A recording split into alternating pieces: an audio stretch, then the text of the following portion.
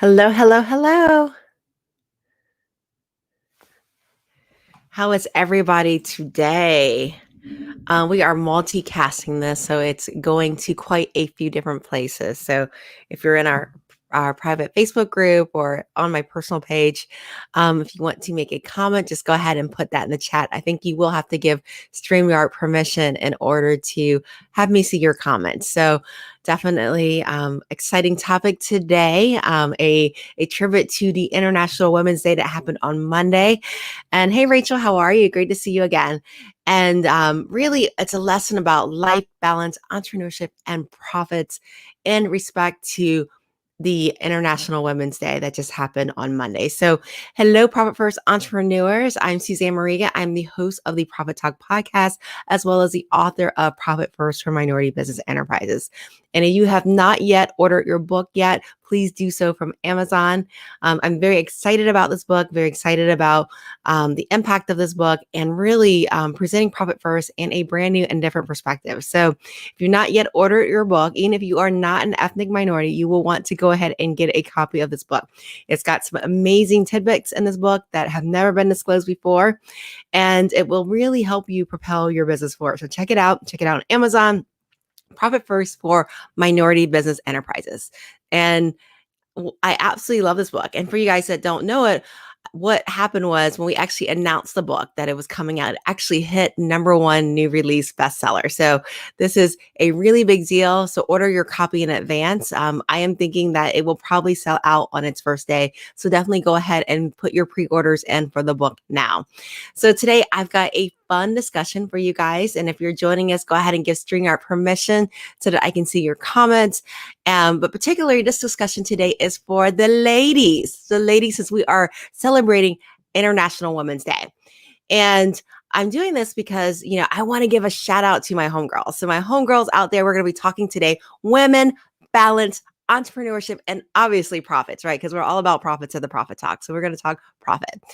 And I know some of you guys don't realize it yet, but our book, Profit First for Minority Business Enterprise, a portion of our proceeds for this book is earmarked to go towards scholarships for young women in Zimbabwe to send them to school. And we chose Zimbabwe and we chose this cause of sending young girls to school because we are on a mission. We are on a mission here in Profit First, not only to eradicate entrepreneurial poverty, but we want to change legacies. We want to change legacies. And so we are sending girls to school that normally wouldn't have the opportunity to do so. And we've actually partnered with a nonprofit organization to help us in our cause of getting these scholarships to these girls. And we picked the country Zimbabwe because in Zimbabwe, the government has historically paid for their students to attend college. And the interesting part is that although the government has paid for their students to attend college, most kids don't actually get to go to college because they don't have the money, right? Their parents don't have the money to pay for the elementary or the secondary schools. And so even if a parent is in a position to pay for the school, right, and they have 2 children, they're going to pick the male first because the male obviously carries on the family name in a lot of cases.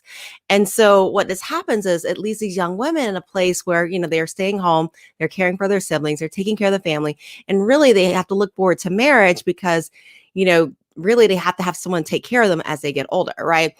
And so you guys know the Cinderella story. I'm not the only one that grew up in the Cinderella story, but that stuff is not true, right? There are very few happy endings when you are forced to get married in order to make a living, right? And especially in a culture that prohibits or permits polygamy, it's even more compounding the impact of really the outcome of these families for generations to come. And so by sending girls to school, by you purchasing Profit First for Minority Business Enterprises, not only is it going to improve your business, but it's also going to contribute to eradicating poverty on a worldwide level.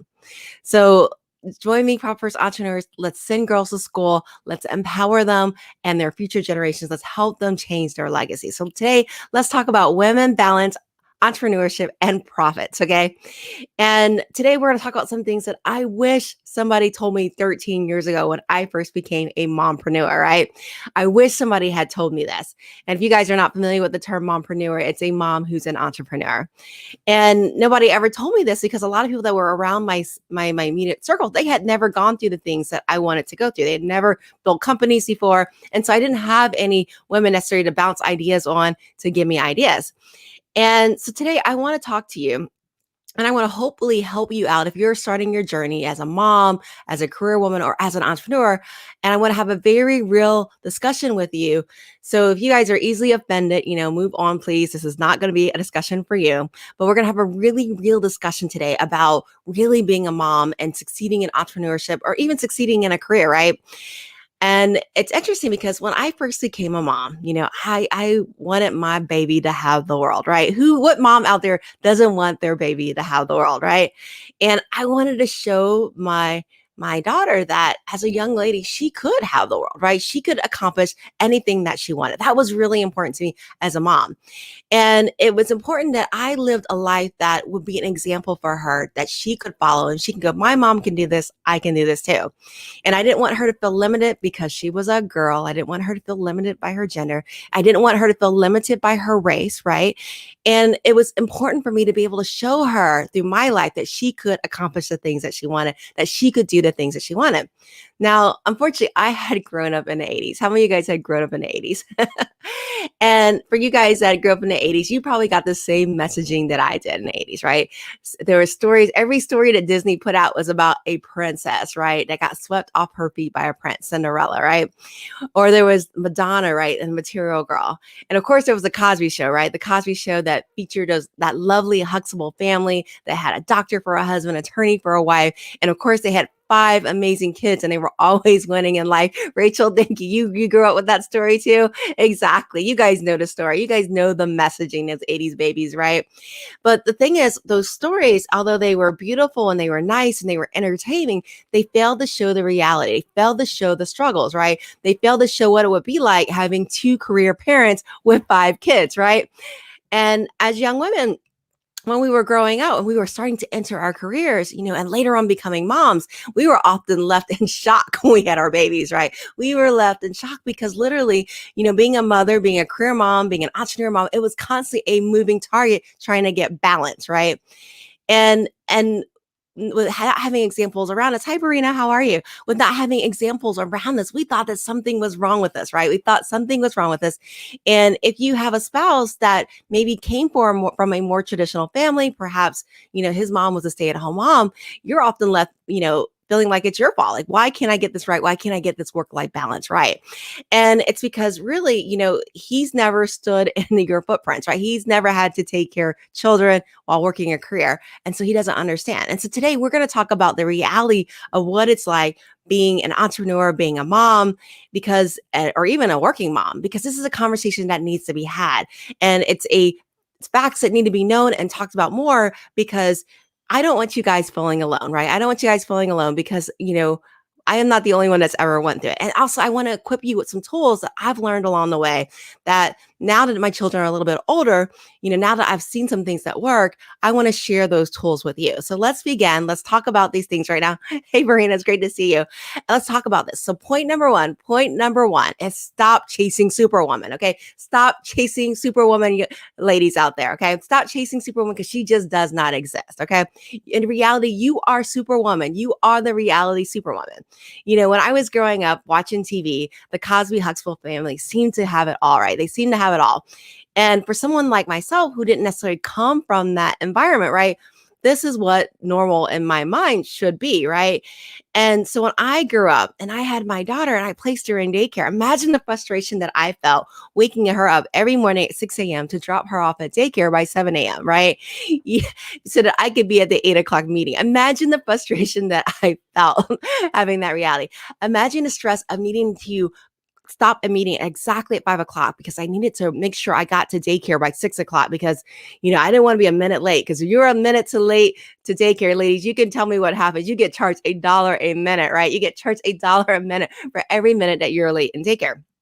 And imagine being stuck in Houston traffic, right? Because I'm from Houston, and literally being only 15 minutes away from daycare, but you can't get there. You can't get there because something happened along the way that wasn't your fault. There was an accident. Somebody wasn't paying attention. Somebody was texting when they were driving. And so now there's an accident or there's just a whole lot of traffic for some strange reason on that day. And so what should be 15 minutes to get there is taking you 30 minutes just to move a mile away, right? So constantly having balls thrown at you when you're doing everything right, but this is the reality that you have to live with because, and you don't have to just live with your consequences. You have to live with the consequences of others, right? And this is reality, but this is definitely different than the reality that the Cosby Show portrays when they have two working parents, right? And they never have to deal with daycare. They never have to deal with babysitters, right? But this is the reality for working parents when you have two working parents. This is the normal. This is the reality, and there is no such thing as superwoman. Right? There's no such thing as a life of perfection where everything is absolutely perfect every single day. It doesn't exist. It doesn't exist. Literally, your child will get sick, right? You will have an important meeting and your child will get sick. You might have to miss that meeting, and you might have to experience that anxiety because missing that meeting might cause you to lose an opportunity. That is a reality. That is the reality of being a working mom. So today, let's talk about how do we combat that? How do we combat that? How do we allow you to achieve balance in your life in the midst of life just happening, right? How do we do that? So I got some points for you guys today. So point number 2 is, prioritize the things that you want. Prioritize the things that you want. Life is a lot like profit first, right? And profit first, if you want profitability and that's important to you, you have to be intentional about it, right? You have to put in the action to make that happen, right? You have to evaluate your system, put the right people in the right places. You have to be intentional to make that happen. And that's the same way in life. If you want to have certain things in life, you have to be intentional about the things that you want, right? And it's interesting because, as people, we all have 365 days in a year, right? We have 365 days in a year. We have 52 weeks in a year. We have 24 hours and nobody gets a second more. I don't care who you are. Nobody gets a second more. Nobody does. Now you might be lucky and get some extra years that some of us won't have, but nobody gets an additional minute in a day. It's just not how it works. So the question becomes, how and why is it that some people just accomplish more, right? Why do some people just accomplish more? And I'm going to say this, they simply prioritize what's important to them. That's why they simply prioritize what's important. And it's just like profit first. If profit is important to you, you have to prioritize your profits, right? You have to prioritize the systems and the people that you put into different places. You have to make profit a priority.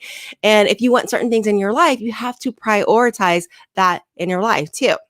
So if spending time with your family is important to you, right, then you must designate that time to spend with your family.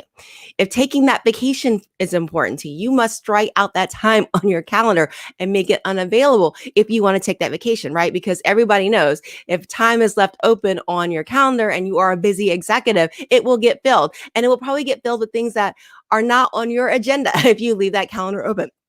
So if you want to take a vacation, make sure you get it filled. The other thing is, make sure you have the right people in place, right, to cover you when you're gone, right? Because just because you're gone, just because you're on vacation, the work still needs to get done, right? And this is not going to be something you're going to do overnight. You're going to need to be building systems in place. You're going to need to be training people to really be able to cover you for weeks, maybe months before you take that vacation. So you're going to have to put systems in place, right, in order to do that. Also, in order for that vacation to happen, you probably should book that vacation. Go ahead and pay for it, right? Because who's going to pay for a vacation that they're not going to go on, right? So I would say go ahead and book the vacation, not just strike it out on the calendar, actually book the vacation. Go to Cancun, book that vacation, pay for that vacation. How many of you guys have said every year, I'm going to take a vacation. I'm going to take a vacation, but but then just don't follow through, right? They don't follow through because you don't put it on the calendar. You actually never booked it. And you are afraid internally that your business can't run without you. How many of you guys have been in that situation? How many of you have allowed this to happen? So again, to get the things that you want, you have to prioritize and set them in motion for them to, what must happen for this to occur and happen the things that you want. So point number three, you can't do it alone and you can't do it in a silo. Okay. You can't do it alone and you can't do it in a silo. I am a high net worth tax accountant for those of you guys that know me. And so I work with some amazing individuals, absolutely amazing couples. And these are not your average everyday people. These are usually your top 1%. And I mean, top 1% in achievers, top 1% in earners. And I'm not just talking about 100K in salary. I'm talking about multiple 100Ks in salary is what they're bringing home. And in each and every one of these cases, not one of them has done it alone. Not one of them have accomplished this in a silo. And each of these women who are mothers, right, have at some point have gotten some sort of help, And I know this because as a tax accountant, I see the 1040, I see the Schedule H, I see the nanny tax that they're paying, okay? So there's no secrets, no hiding. I see the nanny tax, I see the Schedule H on the 1040. And whether this help came in the form of having a nanny or a housekeeper or a cleaning lady, and I'll be honest with you, most of these ladies that are in that multiple six-figure salary, right? Most of them have had nannies if they've had small children. I had a nanny when my kids were wee ones, or they've had amazing grandparents that have come in and helped them out to help with their children while they're little, right? Those are the things that are happening.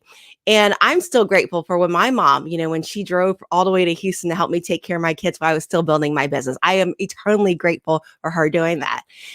Or some of them have extremely supported spouses too, who said, you know what, there's no such thing as superwoman. They get it. They get the reality. But each of these women had some sort of help. And so what I'm saying is you are not going to be able to get all the things you want on your own. If you are a working mom, if you're a career mom, if you're an entrepreneur, get help. You must get help in order to take yourself to the next level and accomplish the things that you want to do. The other question that I have for you is, how is your time being spent? How is your time being spent? Are you spending your Saturdays cleaning your house after a long, enduring week? Are you cleaning your house on Saturday, adding an extra day to your work week? So instead of 5 days working, you're working 6 days? Because if you are cleaning your house on Saturday, right, you're losing the opportunity to spend time with your kids. So spending time with your kids is important, and you're spending time cleaning on Saturday, right? You're going to lose opportunity. So, and I'm sorry, your kids don't want to hang around if they're going to be stuck cleaning the house with you on Saturday. They've been in school all week. They want freedom. So make the time with your kids count. Make the time with your kids count. Make that time memorable. Get somebody else to clean the house, okay? Get somebody else to clean the house. The other question that I have for you is, what is your hourly rate? What is your hourly rate? As a CEO, I imagine that your hourly rate, probably on a personal level, is about $50 an hour. So if you're a CEO, you're bringing in at least $50 an hour. And if you're in a billable service company, right, or billable service industry, if I take that multiple by 4, your billable rate's actually probably about $200 an hour. So my question is, if your billable rate is $200, you can do your zone of genius, you can do your work, you can earn $200 an hour. Why in the world are you cleaning your house on a Saturday, right? Why are you exhausting yourself? Wouldn't it be better for you to actually be billable at that $200 an hour versus sitting at home cleaning your house for that $15 an hour rate? Get help, ladies, okay? So maximize your time where it counts and get someone else to do the task at a rate that is less than what you would earn, in your zone of genius. Get help. Stop trying to be superwoman and let someone else shine in their zone of genius so you could focus on yours, okay? And if you're a professional woman, why are you filling out those routine forms and drafting envelopes? Why are you doing that? Wouldn't it be better for you just to get an assistant who can learn those repetitive tasks, right, and do those routine tasks for you? This would free you up really to grow your business, right? And what would happen if you freed yourself up to grow your business? What would happen if you focus on creating efficiencies in your business? What happens if you focus on getting new customers and sales? What would happen if you ultimately maximize your time, right? Because you're leveraging the efforts of others. What would happen for you? And then my fourth point is live in your truth. Live in your truth. Be honest about where you are. Not only does this help the next woman that's coming up so she doesn't feel alone, but that support system, that sisterhood goes far. Okay. So be honest with your spouse. Be honest. Hey, honey, I can't do this alone. You enjoy the benefit of the dual income. However, I need some help.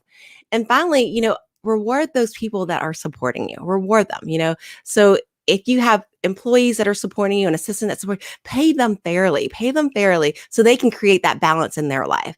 And then reward your family for their participation in your success. Reward them.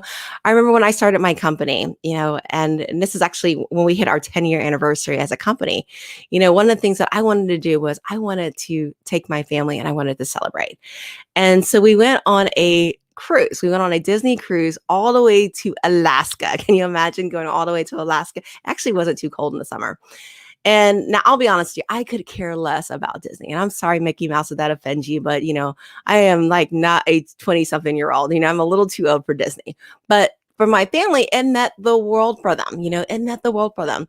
And I let them know that this vacation was specifically for them. It wasn't for me, it was for them, because I could not have done it. I could not have built a business on my own.